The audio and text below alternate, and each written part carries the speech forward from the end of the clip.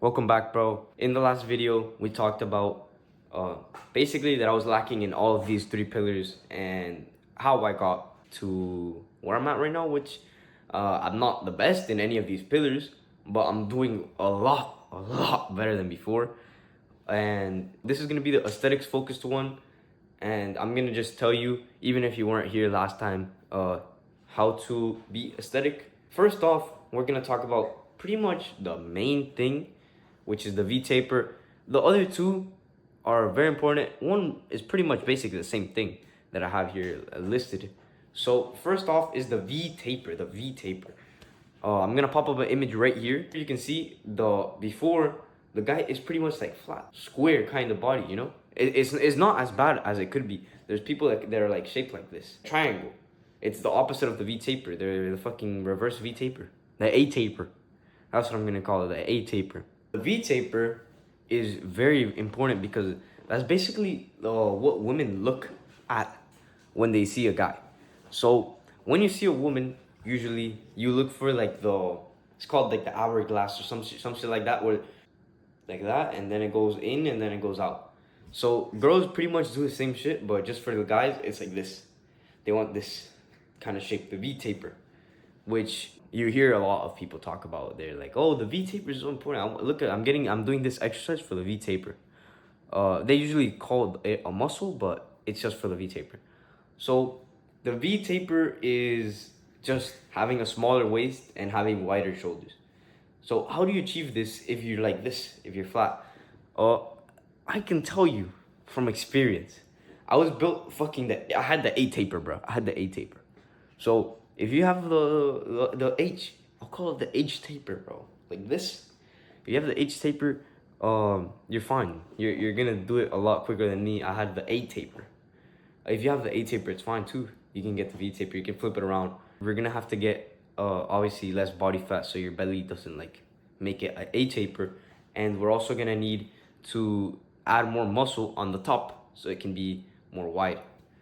So how do we do this? Specific exercises, all of that, I'll get into it. The muscles, first off, that we really need to focus on for the V-taper is the shoulders and the lats. The lats are basically a part of your back that they kind of go forward. They stick out. If you can see, I don't know if they can like pop out through the shirt, but you can kind of see this thing. This is just a muscle.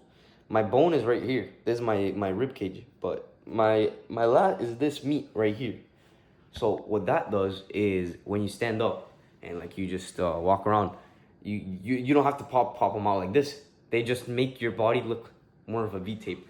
And that when the girls are like, "Oh, I like the guy's wide shoulders," yeah, it could be that his shoulders are big, but also his lats have to be big so they can pop it out like that. The next thing is the shoulders also. They have three heads. The lat is pretty much just one thing. You just train the lat easily. I'll give you some main exercise that you should do. And the shoulder is also pretty easy to train. You can do some shoulder press. Usually with all your chest work, you usually hit it enough. But if you want to add in, you can add in shoulder press, front raise, whatever, for the front part of the shoulder, which is not really the main part. The main part is the side part. That's what really makes you look from the front like wide. So this just lateral raise, any variation do you like. It could be leaning against something, one arm, it could be both arm. Make sure your form is good, slow and controlled. Just search up a form video. They'll explain it a lot better than me. So watch this form video, do it really nice and slow, controlled. Don't ego lift it. Could also mess up your shoulder if you ego lift. That's just the main exercise. You can also do your rear delts, which makes you really look really good from the side, which you can just do face pulls, or you can get some cables, go like this. You can go like this. I don't really know the name of the actual movement. Just search up how to train your rear delt, your side delt, all of that.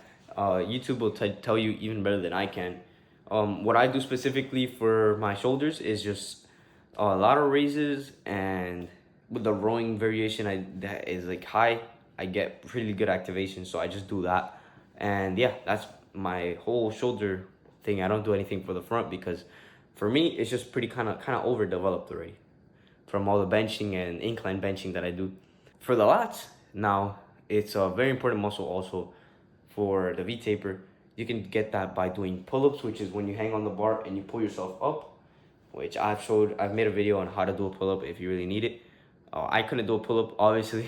Look at me in the beginning. But if you can't do a pull-up either and you're struggling to do it, I'll teach you how to get it. But another variation you could do is the lat pull down, which is basically like a machine where it's attached to the cable and you just pull it down. It's basically the same thing as a pull-up, but you adjust it with the weight.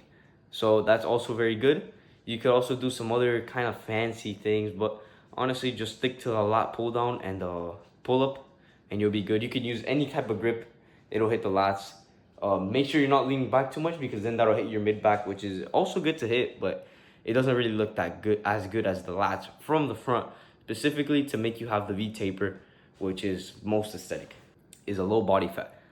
You need to be lean. You need to be under, I'd say 15%. I'm at 15% right now. I think I look a little bit chunky, but just for the standard that I used to have with the cut, I'm fine with it because I'm getting a shit ton of strength benefit, which I'll talk about in the next video, next episode in the series. But yeah, I used to be like 12, maybe 10. I stepped on one of those scales, but those scales, honestly, they're not really accurate. Honestly, don't even worry about the scale. Just worry about what you see in the mirror, and yeah, just get like a body fat chart, kind of guesstimate where you're at, and take obviously progress pictures so you can see where you've progressed. Low body fat from just cutting. I usually just eat very little carbs, and that gets me there easily. But if not, you can track your calories. You can do all that fancy stuff. Me personally, I don't do all that. I just wing it with the low carb. It always works for me. It never has failed me. I've done low carb for a little like mini cut kind of thing that I did during the bulk. It worked. I just wanted to test it out to see. It worked fine. The next pillar is to get muscle where it needs to be. Don't get a ton of muscle like in your abs. Don't really train them. I mean, you can train them. They're not gonna get humongous, but mainly focus on your lats obviously and the side delt. But then later you can focus on your chest and your biceps, your triceps, your mid back, your legs. Obviously, you don't really want to be walking around like fucking twig legs, but it's not really like you need to hit them twice a week or anything. You can just hit them once a week and you'll be good. And yeah, that's pretty much it for aesthetics. That's all I really did to get more aesthetic, to look better, to go from you saw it in the original episode. I feel shameful to put that up. I put the other image up, like my ending of the cut, the most aesthetic I've ever been. If you have any questions, leave them down below. Thank you for watching, bro. Have a good day. And yeah.